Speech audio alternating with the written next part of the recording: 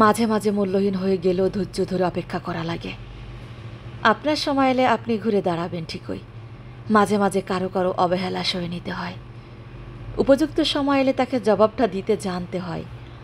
এই যে আপনার স্থির থাকাটা আপনাকে শিক্ষা দিবে আপনার সময়গুলোকে কিভাবে খরচ করতে হবে তার উপযুক্ত করে তুলবে।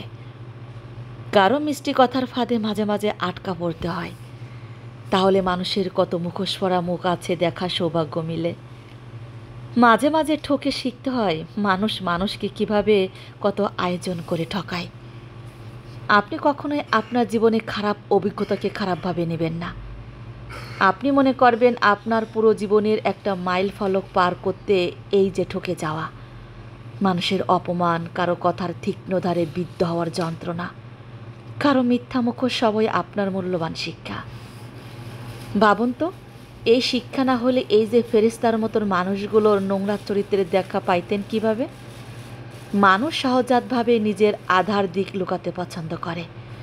জীবনে আপনি অনেক মানুষের দেখা পাবেন, তার চরিত্রের দিকগুলো খুব সাদাভাবে আপনার কাছে উপস্থাপন করবে, কিন্তু সময়ের সাথে সাথে তার মুখোশ খুলতে শুরু করবে।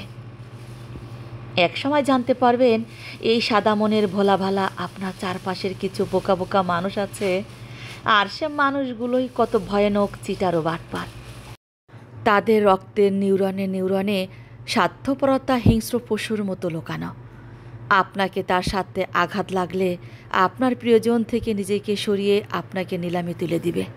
নারীকে ভাঙ্গা সহজ হলেও জুড়ে দেওয়া অতটা সহজ না, কারণ তারা অন্যের দ্বারা ভাঙ্গে ঠিকই, তবে অন্যের দ্বারা জোড়ে না, বরং ভেঙে যাওয়ার পর নিজের মতো করে বাঁচে নীরবতায়, একাকী নিঃসঙ্গতায়।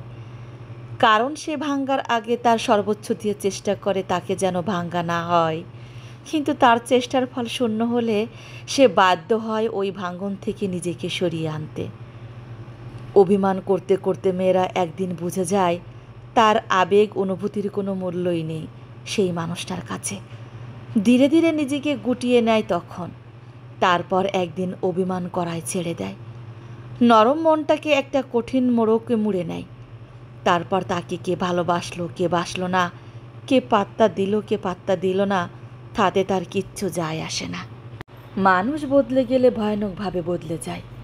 মাটি একবার পুড়ে গেলে তার কোমলতা হারিয়ে সে তখন শক্ত পাথরে পরিণত হয়ে যায়।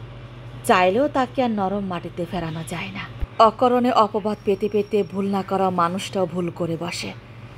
মিথ্যাকে প্রশ্রয় না দেওয়া মানুষটা মিথ্যাকে বুকে জায়গা করে নেয়। অবহেলা করতে না পারা মানুষটা শিখে যায় ভীষণ রকম অবহেলা করতে। লেপ্টে থাকা মানুষটাও হাত ফসকে যায়। জানো তো, অপবাদ বড় ভয়ঙ্কর ব্যাপার। মানুষ সব পারে, কিন্তু মিথ্যা অপবাদ সহ্য করতে পারে না একেবারেই।